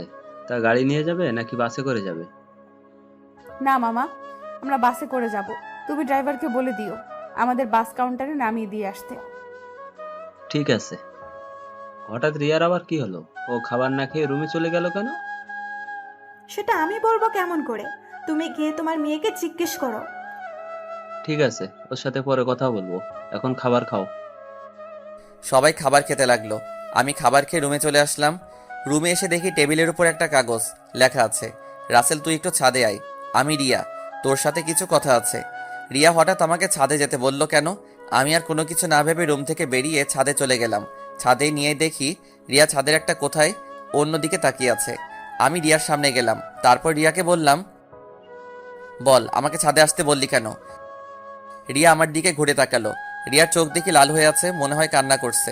রিয়া বলল, রাসেল, আমি তোকে কিছু কথা বলতে চাই, প্লিজ তুই না করিস না। কি কথা আগে সেটা বল। তারপর রিয়া আমাকে যে কথা বলল সে কথা কখনো আমি রিয়ার থেকে আশা করি নাই। রিয়া এ কথা কিভাবে বলতে পারলো? রাসেল, আমি তোকে প্রথম যেদিন আমাদের বাসায় দেখি, তোর সাথে ধাক্কা খাই, সেদিন থেকে আমি তোকে ভালোবেসে ফেলেছি। আমি মনে করেছি আরো কিছুদিন পর তোকে ভালোবাসার কথা বলবো, কিন্তু যখন শুনেছি তুই কালকে ঢাকায় ফিরে যাবি, তখন আমার মনটা অনেক খারাপ হয়ে যায়। আমি আর থাকতে পারলাম না, তাই তোকে ছাদে ডেকে ভালোবাসার কথা বললাম। সত্যি রাসেল, আমি তোকে অনেক ভালোবাসি। এ কথা বলে রিয়া আমাকে জড়িয়ে ধরলো। আমি রিয়াকে বন্ধু ছাড়া অন্য কিছু ভাবি নাই, তাই ওর সাথে এত ফ্রি হয়েছি। কিন্তু রিয়া যে আমাকে ভালোবাসার কথা বলবে তা আমি কখনো ভাবিনি। আমি রিয়াকে আমার থেকে ছেড়ে বললাম, দেখ রিয়া, আমি তোকে বন্ধু ছাড়া অন্য কিছু কখনো ভাবিনি। আমি তোকে ভালোবাসতে পারবো না। তুই প্লিজ রাগ করিস না। তুই আমার থেকে অনেক ভালো ছেলে পাবি। আমাকে তুই ভুলে যা। রিয়া আমার কথা শুনে জোরে জোরে কান্না করে দিল। তারপর রিয়া বলল, তুই কেন আমাকে ভালোবাসতে পারবি না? আমি কি দেখতে খারাপ? কেন ভালোবাসতে পারবো না সেটা আমি বলতে পারবো না। আর তুই দেখতে অনেক সুন্দর। ঠিক আছে, জোর করে তো আর ভালোবাসা পাওয়া যায় না, কিন্তু আমি তোকে কখনো ভুলতে পারবো না। তোকে আমি অনেক ভালোবেসে ফেলেছি। প্লিজ তুই পাগলামি করিস না। দেখবি তুই আমার থেকে ভালো ছেলে পাবি। ঠিক আছে, আমি রুমে গেলাম। এ কথা বলে রিয়া ছাদ থেকে নেমে গেল। এই কারণে মেয়েদের সাথে বন্ধুত্ব করি না। আমি আর কিছু না ভেবে ছাদ থেকে নেমে নিজের রুমে চলে গেলাম। বিছানায় শুয়ে পড়লাম। পরের দিন সবার থেকে বিদায় নিয়ে আমি আর আপু বেরিয়ে আসলাম। রিয়া আর আমার সামনে আসে নাই। ড্রাইভার আমাদের বাস কাউন্টারে নামিয়ে দিয়ে চলে গেল। আসার সময় আপু একটা কথাও বলে নাই আমার সাথে। আপুর এত পরিবর্তনে আমার অনেক খারাপ লাগছে। আপুর দুষ্টমিগুলো কেয়ার করা সবকিছু মিস করছি। আগে ঢাকায় ফিরে যাই, তারপর আপুর সাথে কথা বলবো। টিকিট কেটে দুজনে বাসে উঠলাম। দুজনের সিট একসাথে পড়েছে। আপু জানালার পাশে গিয়ে বসলো। দেখতে দেখতে আমরা ঢাকায় এসে পৌঁছে গেলাম। ড্রাইভার আঙ্কেল আমাদেরকে নেওয়ার জন্য গাড়ি নিয়ে অপেক্ষা করছে। আমি আসার সময় ড্রাইভার আঙ্কেলকে ফোন দিয়ে আসতে বলেছি। দুজনে বাস থেকে নেমে গাড়িতে গিয়ে বসলাম। আমি ড্রাইভার আঙ্কেলের সাথে সামনের সিটে বসলাম। আপু পিছনের সিটে গিয়ে বসলো। আপুর দিকে তাকিয়ে দেখি কার সাথে যেন মোবাইলে চ্যাটিং করছে। আমি আপুর থেকে চোখ সরিয়ে দিলাম। কিছুক্ষণ পর বাসায় চলে আসলাম। আপু গাড়ি থেকে নেমে ভিতরে চলে গেল। আমি জামা কাপড়ের ব্যাগ নিয়ে ভিতরে গেলাম। আন্টি বলল, কি ব্যাপার রাসেল, তোমরা এত তাড়াতাড়ি বাসায় আসলে যে? আরো কিছুদিন থাকতে। আন্টি আপুর নাকি কাজ আছে, তাই চলে আসলাম। আর 10 দিন তো থেকে আসলাম। ঠিক আছে, তুমি রুমে গিয়ে ফ্রেশ হয়ে আসো, আমি টেবিলে খাবার দিচ্ছি। ঠিক আছে আন্টি। এই বলে নিজের রুমে চলে আসলাম। রুমে এসে ওয়াশরুমে ফ্রেশ হয়ে নিচে চলে আসলাম। একটা চেয়ার টেনে বসলাম। আপুকে দেখলাম না টেবিলে। তখন আমি আন্টিকে বললাম, আন্টি আপু কোথায়? আপু খাবার খাবে না? ও তো খাবার খেয়ে রুমে চলে গেছে, তুমি খেয়ে নাও। ও। আমি আর কোনো কথা না বলে খাবার খেয়ে রুমে চলে আসলাম। দেখতে দেখতে আরো 10টা দিন চলে গেল। আপুর সাথে কথা বলতে গেলে আমার সাথে কথা বলে না। এই 10টা দিন অনেক কষ্টে কেটেছে। রিয়াদের বাসায় তেমন কষ্ট পাইনি, কারণ রিয়ার সাথে দুষ্টুমি করতে করতে দিন পার হয়ে গেছে। কিন্তু এখানে তো আপুই আমার সাথে সবসময় দুষ্টুমি করত। আমি এখন বুঝতে পেরেছি, আপুর সাথে কথা না বলতে পারলে আমি অচল। আপুর আগের দুষ্টুমিগুলো খুব মিস করছি। আমার মনে হয় আমিও আপুকে ভালোবেসে ফেলেছি। কিন্তু আন্টি আঙ্কেল কি আমাদেরকে মেনে নিবে? সমাজের মানুষ কি বলবে? আপুকে দেখি এখন সবসময় হাসি খুশি থাকে, কার সাথে যেন মোবাইলে সারাদিন কথা বলে। আপু কি তাহলে অন্য কাউকে ভালোবাসে? না, আমার মনের কথা আপুকে খুলে বলতে হবে। রাতে রাফিকে ফোন দিয়ে বললাম কলেজের সামনে দেখা করতে। রাফিকে বলে দেখি সে কি বলে। আমি একটা জামা গায়ে দিয়ে বাসা থেকে বেরিয়ে একটা রিক্সা নিয়ে কলেজের সামনে চলে গেলাম। কিছুক্ষণ পর দেখি রাফি বাইক নিয়ে আমার সামনে আসছে। রাফি বাইকটা সাইড করে আমার সামনে এসে বলল, কিরে, হঠাৎ জরুরি দেখা করতে বললি কেন? আসলে তোর সাথে একটা কথা আমি শেয়ার করি নাই, এখন না করেও পারছি না। কি কথা বল। তাহলে শোন। তারপর রিয়াদের বাসা এবং আপুদের বাসা থেকে সবকিছু খুলে বললাম। এখন তুই বল আমি কি করব? আঙ্কেল আন্টি যদি জানতে পারে তাহলে তো আমাকে বাসা থেকে বের করে দিবে। তখন আমি কোথায় যাব? তোর এই বন্ধু থাকতে তোর কোনো সমস্যা নেই। তুই আপুকে তোর মনের কথা খুলে বল, পরেরটা পরে দেখা যাবে। আপু কি এখন আমাকে ভালোবাসবে? আমি তো তার মনে কষ্ট দিচ্ছি। হয়তো কিছুদিন তোর সাথে অভিমান করে থাকবে, তারপরে এমনি অ্যাকসেপ্ট করে দিবে। আমার মনে হয় আপু অন্য কোনো ছেলেকে ভালোবাসে। সারাদিন দেখি কার সাথে যেন মোবাইলে হেসে হেসে কথা বলে। আগে তুই আপুকে মনের কথা খুলে বল, তারপর দেখ আপু কি বলে। যদি রাজি না হয় তারপরও তুই আপুর পিছনে লেগে থাকবি। তোকে যদি সত্যিই ভালোবাসে তাহলে দেখবি তোর সাথে বেশি দিন অভিমান করে থাকবে না। তুই আপুর সব অত্যাচার সহ্য করে নিবি। ঠিক আছে, আজকে আমি আপুকে মনের কথা খুলে বলবো। আমি আর থাকতে পারছি না। এই 10টা দিন আমি অনেক কষ্ট পেয়েছি। ওকে, চল তোকে বাসায় নামিয়ে দিই। ঠিক আছে চল। আমি রাফির বাইকে করে বাসায় চলে আসলাম। রাফি আমাকে নামিয়ে দিয়ে চলে গেল। বাসার ভিতরে ঢুকে দেখি একটা গাড়ি, কিন্তু গাড়িটা তো আঙ্কেলের না। তাহলে বাসায় কারা এসেছে? আমি দরজার সামনে দাঁড়িয়ে কলিং বেল চাপ দিলাম। খালা এসে দরজা খুলে দিল। আমি ভিতরে ঢুকে দেখি আপু শাড়ি পরে মেহমানদের সামনে বসে আছে। আবার একটা ছেলে দেখি তাদের সাথে আছে। আঙ্কেল দেখি বাসায়। সবাইকে অনেক খুশি খুশি লাগছে। আমাকে দেখে আঙ্কেল বলল, রাসেল, তুমি সকালে কোথায় গিয়েছিলে? আসলে আঙ্কেল রাফির সাথে ছিলাম। ও, তা দাঁড়িয়ে আছো কেন? বসো। দেখ, নাদিয়াকে ওরা দেখতে এসেছে। তাদের নাদিয়াকে পছন্দ হয়েছে, এখন বিয়ের দিন তারিখ ঠিক করবে। নাদিয়াপুর বিয়ের কথা শুনে আমার পায়ের নিচের মাটি সরে গেল। এখনই সবার সামনে বলতে ইচ্ছে করছে, নাদিয়াপু তুমি বিয়েটা করো না। আমি তোমাকে ছাড়া থাকতে পারবো না। আমি তোমাকে অনেক ভালোবেসে ফেলেছি, কিন্তু সেটা আর বলতে পারছি না। তাদের দেখে বোঝা যাচ্ছে তারা এই বিয়েতে অনেক খুশি। সবচেয়ে বড় কথা হলো আপুকেও দেখি অনেক খুশি। তাদের এই খুশির মাঝে আমার ভালোবাসার কথা বলতে পারবো না। আমি চাই না আমার কারণে তাদের খুশি নষ্ট হয়ে যাক। আর ছেলেটা দেখতে অনেক সুন্দর, আপুর সাথে ভালো মানাবে। আমি নিজের কষ্ট চেপে রেখে তখন আমি বললাম, তাহলে তো অনেক ভালো, তোমরা যেটা ভালো মনে করো। তোর কি ছেলেকে পছন্দ হয়েছে? ওনাকে পছন্দ না হওয়ার কি আছে? দেখতে অনেক সুন্দর, আপুর সাথে ভালো মানাবে। তাহলে আমরা বিয়ের দিন তারিখ ঠিক করতে পারি। তারপর তারা বিয়ের দিন তারিখ ঠিক করলো। আগামী শুক্রবার আপুর বিয়ে। আমি আর তাদের মধ্যে না থেকে নিজের রুমে চলে আসলাম। দরজা আটকে দিয়ে অনেক কান্না করতে লাগলাম। জীবনে কোনো মেয়েকে ভালোবাসি নাই, এই প্রথম একজনকে ভালোবাসলাম, কিন্তু তাকে আর বলতে পারলাম না। বলার আগেই তার বিয়ে ঠিক হয়ে গেল। হঠাৎ আমার মোবাইলটা বেজে উঠল। দেখি রিয়া ফোন দিছে। আজকে এতদিন পরে রিয়া আজকে ফোন দিছে। চোখের পানি মুছে ফোনটা রিসিভ করলাম। কিরে, কেমন আছিস? আছি কোনো রকম। তুই কেমন আছিস? আমি আলহামদুলিল্লাহ ভালো আছি। মামা মামি তারা কেমন আছে? সবাই ভালো আছে, কিন্তু তোর কথা কেমন জানি লাগছে। কি হয়েছে তোর? আমার তো কিছুই হয়নি। তুই মনে হয় আমার থেকে কিছু লুকাচ্ছিস। বল, কি হয়েছে তোর? বলতে পারি, কিন্তু তুই আমাকে কথা দিতে হবে। তুই কাউকে কিছু বলবি না। ঠিক আছে, বলবো না, এবার বল। তাহলে শোন। রিয়াকে সবকিছু খুলে বললাম। এটা তুই কি বলছিস? আমি ফুফা ফুফির সাথে কথা বলি? না রে, তারা শুনলে অনেক কষ্ট পাবে। তারা এই বিয়েতে অনেক খুশি। তাহলে তুই কষ্ট পাচ্ছিস কেন? আমি কষ্ট পেলে কিছু হবে না। আমি চাই না আমার কারণে তাদের আশা ভরসা সব নষ্ট হয়ে যাক। তুই কি পারবি আপুকে ভুলে থাকতে? আমাকে ভুলে থাকার চেষ্টা করতে হবে। এই বিয়েতে আপু রাজি আছে। তাহলে আপু যখন তোকে ভালোবাসার কথা বলেছে তখন রাজি হসনি কেন? তখন তো আমি আপুকে ওই চোখে দেখি নাই, আমার বড় বোনের মতো দেখেছি। আর আঙ্কেল আন্টি এবং সমাজের কথা চিন্তা করে আপুকে মানা করে দেই। তখন যদি রাজি হতি তাহলে আজকে আর এত কষ্ট পেতে হতো না। এখন তুই কি করবি? এখন আমি আপুকে ভুলে থাকার চেষ্টা করব। আপুর বিয়ে হয়ে গেলে আঙ্কেল আন্টি একা হয়ে যাবে। তাই আমি চাই বাকিটা জীবন তাদের সাথে পার করে দিতে। ঠিক আছে, তাহলে ভালো থাকিস। আর যা কিছুই করিস চিন্তা ভাবনা করে করিস। বাই। এই বলে রিয়া ফোন কেটে দিল। আমার চোখ দিয়ে আবার পানি পড়তে শুরু করলো। কান্না করতে করতে নিচে ঘুমিয়ে গেলাম।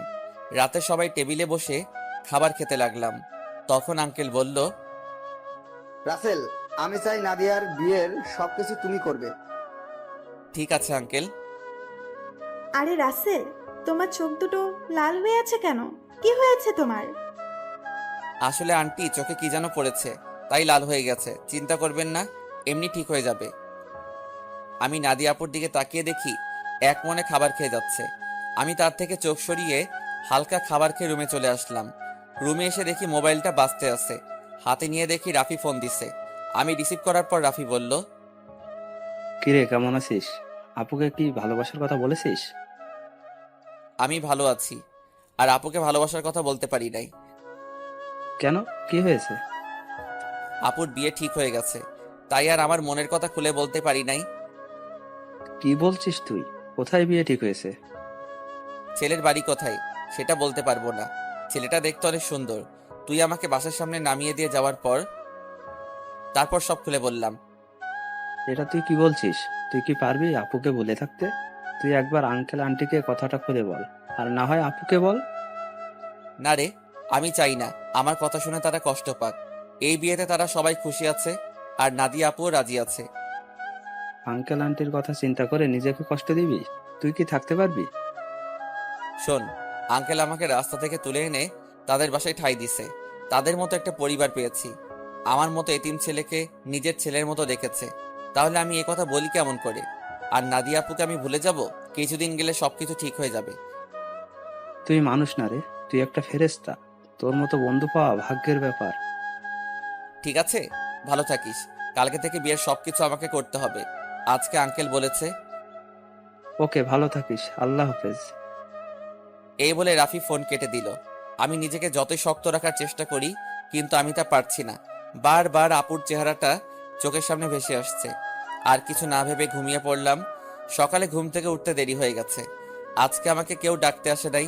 মনে হয় কাজে কামে বিজি সবাই। আমি বিছানা থেকে নেমে ওয়াশরুমে চলে গেলাম। ফ্রেশ হয়ে একটা জামা গায়ে দিয়ে নিচে আসলাম। নিচে এসে একজনকে দেখে আমি পুরো অবাক হয়ে গেলাম। ইয়ার কেউ নয়, আপুর সাথে যে ছেলের বিয়ে ঠিক হয়েছে সেই ছেলে। আমি এখনো ওনার নাম জানি না। আমাকে দেখে ডাক দিল। আসসালামু আলাইকুম দুলাভাই, কেমন আছেন? আলহামদুলিল্লাহ, ভালো আছি। তুমি কেমন আছো? আমিও ভালো আছি। দুলাভাইয়ের নামটা তো জানা হলো না, তা হঠাৎ বিয়ের আগে শ্বশুর বাড়িতে? আমার নাম রনি। নিজের অফিস দেখাশোনা করছি, আর আজকে নাদিয়াকে নিয়ে মার্কেটে যাব বিয়ের কেনাকাটা করতে। আমি চাই নাদিয়ার পছন্দ মতো সবকিছু কিনে দিতে। খুব ভালো। তা আপু কোথায়? নাদিয়া রেডি হয়ে আসছে, তুমিও আমাদের সাথে চলো। না দুলাভাই, আঙ্কেল আমাকে বিয়ের সব কিছুর দায়িত্ব দিছে। আমি নাস্তা করে বাইরে গিয়ে বিয়ের কার্ডের অর্ডার, ডেকোরেশন সব কিছু করে আসতে হবে। আমার হাতে অনেক কাজ। আপনি আপুকে নিয়ে যান। তোমার যখন কাজ আছে তাহলে তো আর জোর করা যাবে না। চলুন, নাস্তা করবেন।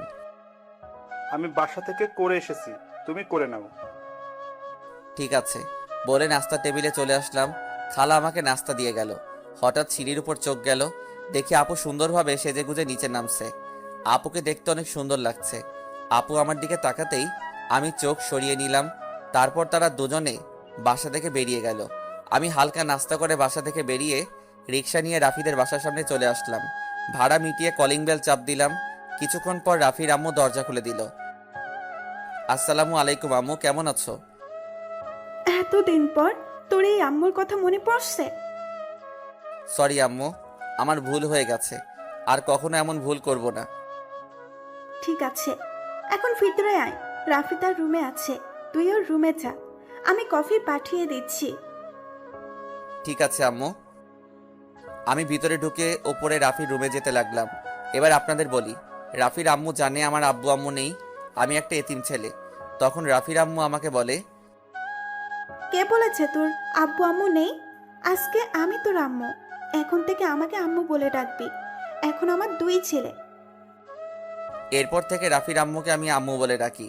রাফির রুমে এসে দেখি রাফি বিছানায় শুয়ে মোবাইল টিপতে আছে। আমাকে দেখে উঠে বসলো।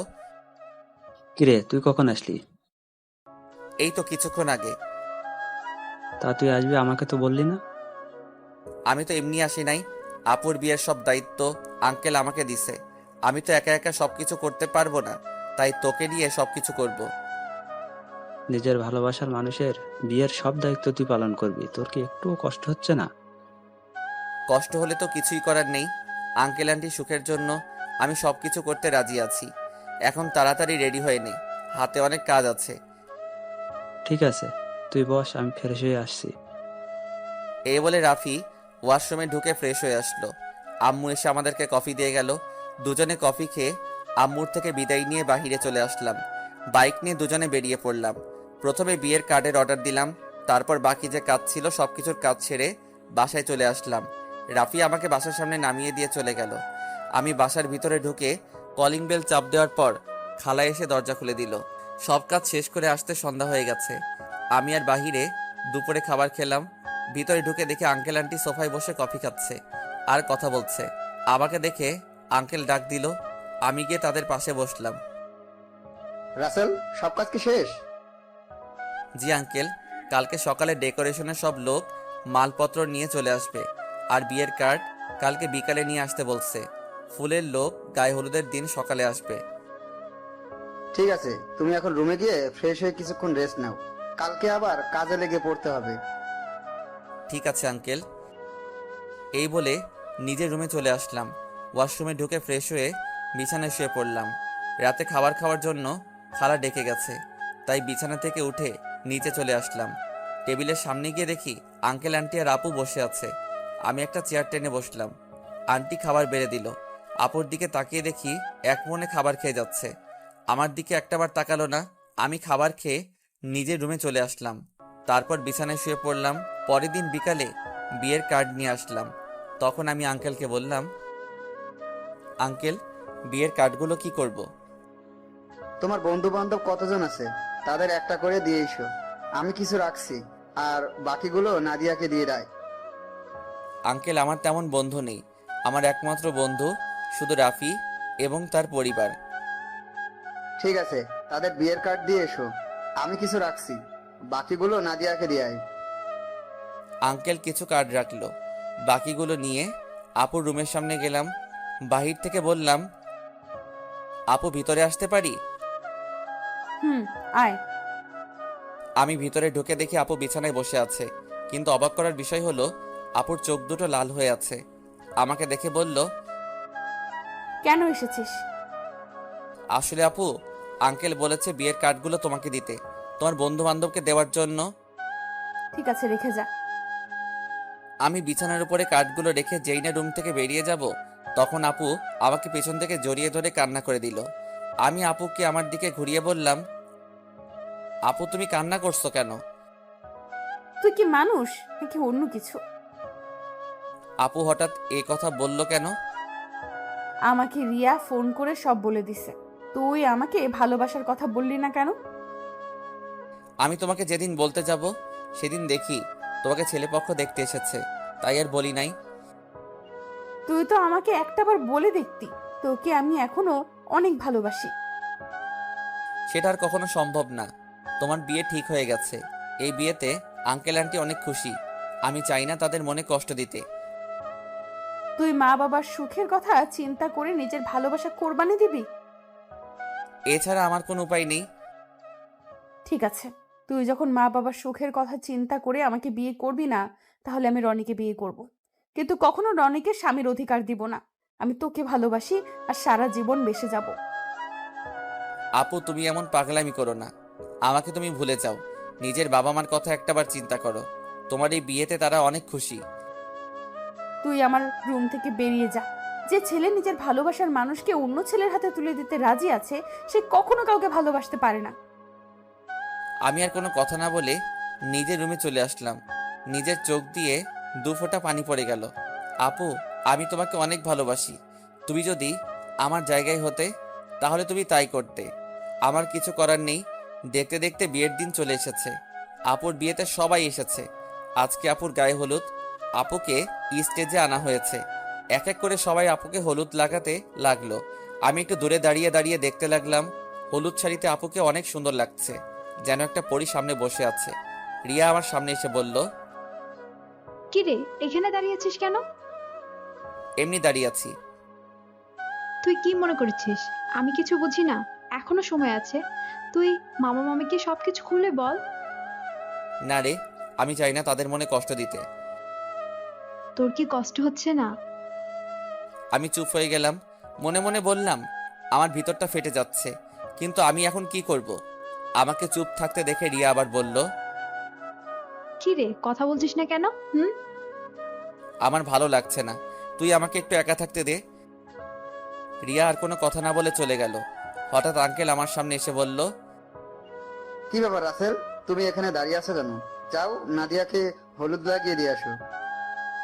যাচ্ছি আঙ্কেল। বলে স্টেজে উঠে নাদিয়া আপুর সাথে বসলাম। আপু আমার দিকে করুণ চোখে তাকালো। আমি একটু হলুদ আপুর গালে লাগিয়ে দিলাম। তারপর মিষ্টি আপুর মুখের সামনে ধরলাম, কিন্তু আপু খাচ্ছে না, আমার দিকে তাকিয়ে আছে। তখন আন্টি বলল, কি রে নাদিয়া, রাসেল তোর মুখের সামনে মিষ্টি ধরে রাখছে, তুই খাস না কেন? আন্টির কথা শুনে আপু হালকা একটু মিষ্টি খেলো। তারপর আপু আমাকে একটু মিষ্টি খাইয়ে দিল। আমি আর বসে না থেকে ছাদে চলে গেলাম। অনেক কষ্টে আপুর সামনে চোখের পানি আটকে রেখেছি। ছাদের কিনারে দাঁড়িয়ে কান্না করতে লাগলাম। আজকে রাতটা পার হলে কালকে আপুর বিয়ে হয়ে যাবে। নিজের চোখের সামনে কিভাবে দেখবো আপুর বিয়ে? আমার চোখের পানি কোনো বাধা মানছে না। অঝোর ধারায় পানি পড়তে লাগলো। ছাদে কতক্ষণ ছিলাম বলতে পারবো না। আমার একটা জিনিস কিছুতেই মাথায় ঢুকছে না। রাফিকে আজকে গায়ে হলুদে দেখলাম না। ও কোথায়? আমাকে তো বলছে সন্ধ্যার পর চলে আসবে। আম্মু আব্বু তারা এসেছে, কিন্তু তাকে দেখলাম না। পকেট থেকে মোবাইলটা বের করে রাফিকে ফোন দিলাম, কিন্তু তার মোবাইল বন্ধ বলছে। আমি আর কিছু না ভেবেই নিচে নামতে যাব। হঠাৎ ছাদে কারো আসার শব্দ পেলাম। নিচের দিকে তাকিয়ে দেখি আপু ছাদের দিকে আসছে। আপু আমাকে দেখে হাত ধরে টেনে ছাদের কিনারে নিয়ে আসলো। তখন আপু বলল, নিজেকে এত কষ্ট দিচ্ছিস কেন রাসেল? এখনো সময় আছে। তুই আব্বু আম্মুকে সবকিছু খুলে বল। তুই যদি বলতে ভয় পাস তাহলে আমি বলি। না আপু, তুমি এই কাজ কখনো করবে না। তারা শুনলে অনেক কষ্ট পাবে। আমি চাই না তারা আমার কথা শুনে কষ্ট পাক। তুই কি পারবি আমাকে ছেড়ে থাকতে? আমাকে পারতেই হবে। রাসেল, শেষবারের মতো আমার একটা কথা রাখবি? কি কথা বলো? তুই কালকে আমার সামনে আসিস না। আমি তোকে সামনে দেখলে কবুল বলতে পারবো না। ঠিক আছে, আমি তোমার সামনে থাকবো না। আমাকে জড়িয়ে ধরে একটা কিস করবি?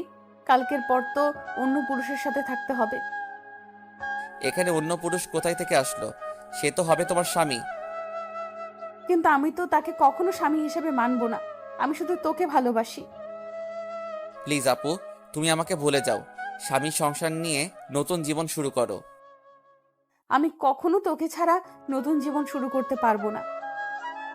আপু, তোমাকে আমার কসম দিয়ে বলছি, তুমি আঙ্কেল আন্টির মনে কষ্ট দিও না।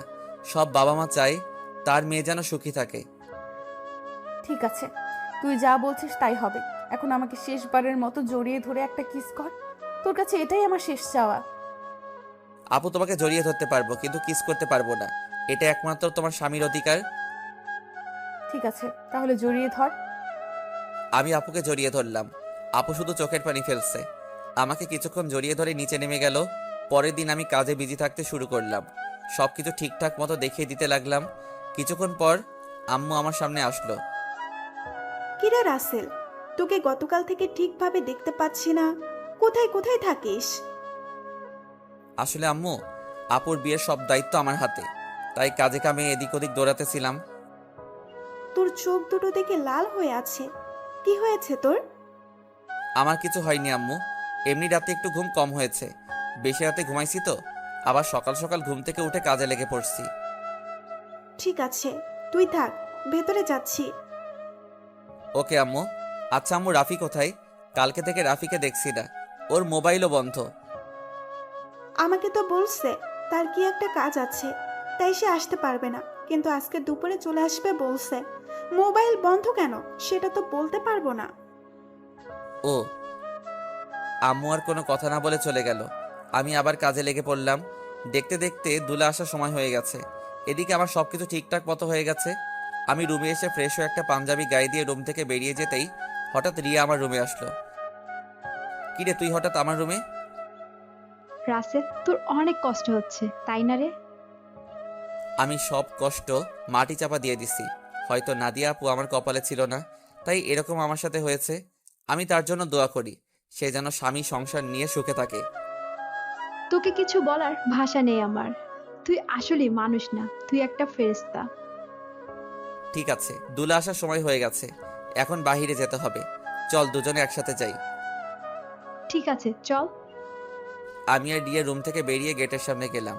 দেখি জামাই চলে এসেছে। আমি জামাইকে দেখে অন্যদিকে চলে গেলাম। সবাই জামাইকে নিয়ে ভিতরে ঢুকলো, তারপর স্টেজে নিয়ে বসালো। কিছুক্ষণ পর নাদিয়া আপুকে নিয়ে আসলো। আজকে আপুকে লাল বেনারসিতে অনেক সুন্দর লাগছে। আপুকে জামাইয়ের সাথে বসানো হলো। তারপর চারদিকে তাকাতে লাগলো, হয়তো আমাকে খুঁজতে আছে, কিন্তু আমি লুকিয়ে লুকিয়ে তাকে দেখছি। কিছুক্ষণ পর কাজী এসে বিয়ে পড়াতে লাগলো। যখন নাদিয়া আপুকে কবুল বলতে বলল, তখন আপু চুপ করে আছে। সবাই আপুকে বলছে কবুল বলার জন্য, কিন্তু আপু বলছে না। যেই না আপু সবার জোরাজোরিতে কবুল বলতে যাবে, তখন হঠাৎ রাফি কোথা থেকে এসে বলল, এই বিয়ে বন্ধ করুন। কি হয়েছে রাফি, তুমি বিয়ে বন্ধ করতে বললে কেন? আপনারা যার সাথে আপুর বিয়ে দিচ্ছেন তার সম্বন্ধে ভালো করে খোঁজ খবর নিয়েছেন? কি বলতে চাও তুমি? সবাই তো বলছে ছেলে ভালো। এই ছেলে ভালো না, ও একটা মেয়েকে বিয়ে করবে বলে তার সবকিছু কেড়ে নিয়ে গেছে। তোমার কাছে কি প্রমাণ আছে যে রনি খারাপ ছেলে? আমি জানতাম আপনারা এটাই বলবেন, তাই তো ওই মেয়েটাকে সাথে করে নিয়ে এসেছি। কোথায় আপু, সামনে এসো। রাফির কথা শুনে একটা মেয়ে সবার সামনে আসলো। মেয়েটাকে দেখে রনির চোখ বড় বড় হয়ে গেল। তখন রাফি বলল, বোন, তুমি সবার কাছে সত্যিটা খুলে বলো। আমার নাম মিম। রনির আর আমার 1 বছরের রিলেশন। সে আমাকে বিয়ে করবে বলে আমার সব কিছু কেড়ে নিয়ে গেছে। কিছুদিন আগে সে আমাকে বলে তাকে ভুলে যেতে, তার নাকি অন্য জায়গায় বিয়ে ঠিক হয়ে গেছে। আমার সাথে নাকি প্রেমের অভিনয় করছে। আমার ছেলে যে তোমার সাথে খারাপ কিছু করেছে তার কি প্রমাণ আছে? আমার মোবাইলে আমার আর রনির একসাথে ছবি আছে এবং কিছু নেগেটিভ ছবিও আছে, চাইলে দেখতে পারেন। বলে মোবাইলটা রনির বাবার হাতে দিল। তখন রনির আব্বু বলল, আমি তোমাদের দুজনের ছবি শুধু দেখেছি, আর ওগুলো দেখতে চাই না। রহমান সাহেব, আপনি আমাকে ক্ষমা করে দিন। আমি জানতাম না আমার ছেলে এতটা খারাপ। যদি জানতাম তাহলে কখনো আপনার মেয়ের জন্য বিয়ের প্রস্তাব নিয়ে আসতাম না। আমি আজকে ওদের দুজনকে বিয়ে দিব, পারলে আমাকে মাফ করে দিবেন। এই বলে রনির বাবা মিম এবং রনিকে নিয়ে তারা বাসা থেকে বেরিয়ে গেল। সবাই এখন চিন্তা করছে নাদিয়ার কি হবে। তখন আঙ্কেল বলল, এখন আমার মেয়েটার কি হবে? এখন কে ওকে বিয়ে করবে? তখন রাফি আর রিয়া আঙ্কেলের সামনে গিয়ে বলল, আঙ্কেল, আপনি কোনো চিন্তা করবেন না, আপুর বিয়ে আজকে এবং এখনই হবে। তুমি কি বলছো রাফি? আমার মেয়েকে বিয়ে করবে? আমি তোর কথা কিছুই বুঝলাম না, তুই কার কথা বলছিস? সে আর কেউ নয়, আমি রাসেলের কথা বলছি। রাসেল আর নাদিয়া আপু দুজন দুজনকে পাগলের মতো ভালোবাসে। শুধু আপনাদের সুখের কথা চিন্তা করে নিজের ভালোবাসা কোরবানি দিতে চেয়েছে। কারণ মামা, তুমি ওকে রাস্তা থেকে তুলে নিয়ে এসে বাসায় ঠাঁই দিয়েছো, তাই তোমাদের নুন খেয়ে তোমাদের মন নষ্ট করতে দিতে চাইনি। আমি আপনাদের সবকিছু খুলে বলি। তারপর সবকিছু খুলে বললাম। আঙ্কেল রাফির কথা শুনে আমার সামনে সে ঠাস করে একটা থাপ্পড় মেরে বলতে লাগলো, নিজেকে খুব মহান মনে করছিস তাই না? তোকে আমি বাইরের ছেলে মনে করেছি? তুই কেন এমন করছিস? আমি তোমাদের সাথে প্রতারণা করতে পারবো না। আমি আপনাদের দুজনকে সবসময় নিজের মা বাবার মতো দেখে এসেছি। আপনি একটা এতিম ছেলেকে ঠাঁই দিয়ে নতুন জীবন দিয়েছেন। আমি কি করে আপনাদের মনে কষ্ট দেই? আরে, আমি তোকে কখনো অন্যভাবে দেখিনি। আমি তোকে নিজের ছেলের মতো জানি। তুই আমাদের কাছে একটা বার বলে দেখতি, আমি কখনো মানা করতাম না। এটা শুনে আমি আরো খুশি হয়েছি। আচ্ছা, তোর কথা বাদ দিলাম। নাদিয়া তো আমাদের খুলে বলতে পারতি। আমি তোমাদের সবকিছু খুলে বলতে চেয়েছি, কিন্তু রাসেল আমাকে মানা করেছে, আবার আমাকে কসম দিছে। ঠিক আছে, এখন সব বাদ। এখন রাফি, তুমি রাসেলকে তৈরি করে নিয়ে আসো। ঠিক আছে আঙ্কেল। এই বলে রাফি আমাকে নিয়ে উপরে চলে আসলো। আমি সাথে সাথে রাফিকে জড়িয়ে ধরে কান্না করে দিলাম। তারপর বললাম, কিরে, কেমনে কি? আমার পাঠক পাঠিকারা তো কিছুই বুঝতে পারছে না, একটু সবাইকে খুলে বলো। ঠিক আছে, বলছি। আমি গতকাল দুপুরে মার্কেটে যাচ্ছিলাম আপুর বিয়ের উপহার কিনতে। তখন হঠাৎ দেখি একটা মেয়ে রনির মতো একটা ছেলের সাথে কথা বলছে। হঠাৎ ছেলেটা মেয়েটাকে ঠাস করে 2টা থাপ্পড় মেরে চলে যায়। ছেলেটা যে সময় গাড়িতে উঠবে তখন তার চেহারা দেখে অবাক হয়ে যায়, কারণ সে ছিল রনি ভাই। আমি আর দাঁড়িয়ে না থেকে মেয়েটার কাছে গেলাম। তখন তাকে জিজ্ঞেস করি, ওই ছেলেটার সাথে তোমার কি সম্পর্ক? তারপর মেয়েটি সব খুলে বলে। কি বলেছে আপনারা তো সব জানেন। তুই মিমের সব কথা শুনে কি বলছিস? আমি ওর কথা শুনে তাকে নিয়ে বাসায় চলে আসলাম। আব্বু আম্মুকে বললাম, আমার বন্ধু, তোমরা সবাই বিয়ে বাড়িতে চলে যাও, আমি বিয়ের দিন যাব। আমার বন্ধুর সাথে আমার কিছু কাজ আছে। আব্বু আম্মু পরে কিছু বলে নাই? মানে একটা মেয়ের সাথে তোর কি কাজ? তুই তো জানিস, আব্বু আম্মু আমাকে অনেক বিশ্বাস করে, তার ছেলে কখনো খারাপ কাজ করবে না। আব্বু আম্মু চলে আসার পর কোনো রকম রাতটা কাটিয়ে পরের দিন বিয়ে বাড়িতে নিয়ে আসলাম। আমি সবার সামনে রনির মুখোশ খুলে দেওয়ার জন্য বিয়ের দিন মিমকে নিয়ে আসি। আজকে তোর কারণে আমার ভালোবাসার মানুষকে আপন করে পেয়েছি। তোর এই ঋণ কখনো শোধ করতে পারবো না। হয়েছে হয়েছে, তোর ঋণ শোধ করা লাগবে না, শুধু আমার একটা হেল্প করে দিতে হবে। বল, তোর কি হেল্প লাগবে? আমার সাথে একটা মেয়ে দাঁড়িয়ে যখন আঙ্কেলের সাথে কথা বলছে, ওই মেয়েটাকে আমার পছন্দ হয়েছে। ওর সাথে আমার লাইনটা ক্লিয়ার করে দিবি। তার মানে তুই রিয়ার কথা বলছিস? আরে তোকে তো ওর কথা বলছি। মানে, আমি তো কিছুই বুঝতে পারছি না। তোকে বলছি না, আমাকে আপুর মামাতো বোন রিয়া প্রপোজ করছে, এই সেই মেয়ে। কি?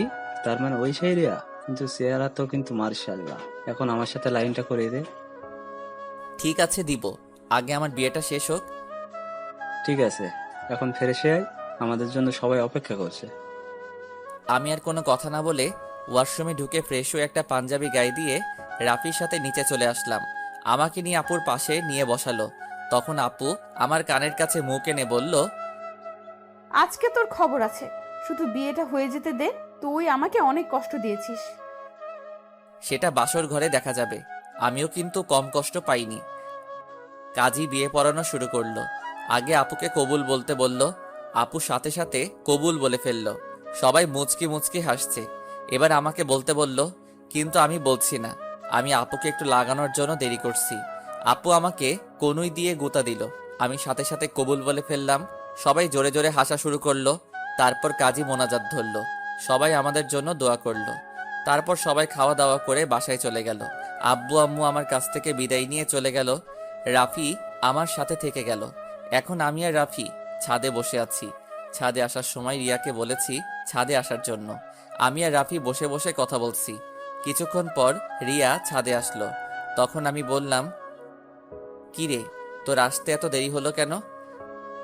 দেরি কি আর এমনি হয়েছে? তোর বাসর ঘর সাজাতে দেরি হয়ে গেছে। এখন বল, কি জন্য ডাকলি? হুম। আজকে বিয়েবাড়িতে একটা ছেলে তোকে দেখে পছন্দ করে। সে নাকি তোর সাথে প্রেম করতে চায়। আমার কথা শুনে রাফি মাথা নিচু করে ফেলছে। তখন রিয়া বলল, ছেলেটাকে জানতে পারি? সে আর কেউ নয়, আমার কলিজা, আমার জানের বন্ধু রাফি। তাহলে না বলে তোকে বলতে বলছে কেন? আসলে আজ পর্যন্ত রাফি কোনো মেয়ের সাথে প্রেম করে নাই। কেন জানি তোকে দেখে পছন্দ হয়, কিন্তু লজ্জার কারণে বলতে পারছে না, তাই আমাকে বলল তোর সাথে লাইন করে দেওয়ার জন্য। ঠিক আছে, তুই রুমে যা। আপু রুমে তোর জন্য অপেক্ষা করছে বাসর ঘরে। আমার অনেক ভয় করছে রে। এত ভয় কিসের? বিড়ালটা ঠিক মতো মারিস। ওই, এই বিড়াল আবার কোথায় থেকে আসলো? সেটা বাসর ঘরে গেলে আপু তোকে দেখিয়ে দিবে। এখন তুই যা, আমি ওর সাথে কথা বলবো। আচ্ছা ঠিক আছে, যাচ্ছি। আমার বন্ধুর যেন কিছু না হয়, তাহলে কিন্তু তোর মাথা ফাটিয়ে ফেলবো। ওই, আমার জামাইয়ের সাথে আর আমি যেটাই করি তোর সমস্যা কি? কি? তার মানে তুই রাজি? আরে ওকে তো প্রথম দেখে আমি প্রেমে পড়ে গেছি, এখানে রাজি হওয়ার কি আছে? তুই বাসর ঘরে যা, আমি আমার জানের সাথে একটু রোমান্স করি। তাহলে তোরা থাক, আমি গেলাম। আমি আর কোনো কথা না বলে বাসর ঘরের সামনে চলে আসলাম। দোয়া দরুদ পরে আস্তে আস্তে রুমে ঢুকলাম। তারপর দরজা বন্ধ করে দিলাম। দরজা বন্ধ করে বিছানার দিকে তাকিয়ে যেটা দেখলাম, সেটা দেখে আমি পুরো অবাক হয়ে গেলাম। দেখি নাদিয়া আপু একটা লাঠি নিয়ে বিছানায় বসে আছে। আমি আপুর সামনে গেলাম। তখন আমি বললাম, আপু, তুমি লাঠি নিয়ে বসে আছো কেন? ঠাস করে একটা বাড়ি মেরে দিল। তখন আমি বললাম, তুমি আমাকে মারলে কেন? প্রথমে আপু বললি কেন? আপুকে আপু বলবো না তো কি বলবো? আবার ঠাস করে আরেকটা বাড়ি মারলো। তখন নাদিয়া বলল, আর একবার যদি আপু বলে ডাকিস তাহলে তোর মাথা ফাটিয়ে দেব। এখন থেকে আমার নাম এবং তুমি করে বলবি। তুমি করে তো সব সময় বলি, কিন্তু নাম ধরে কিভাবে বলবো? তুমি তো আমার থেকে বড়। কারণ এখন আমি তোর স্ত্রী, আমাকে নাম ধরে ডাকবি। ঠিক আছে, এখন থেকে নাম ধরে ডাকবো। তো এতক্ষণ কোথায় ছিলি? তোর আসতে এত লেট হলো কেন? আগে বলো, তুমি আমাকে তুই করে বলছো কেন? আমি তোমার স্বামী, আমাকে তুমি করে বলবে। ঠিক আছে বলবো, এখন বল আসতে দেরি হলো কেন? তাহলে শুনো। তারপর রাফি আর রিয়ার কথা খুলে বললাম। সেটা তো খুশির খবর।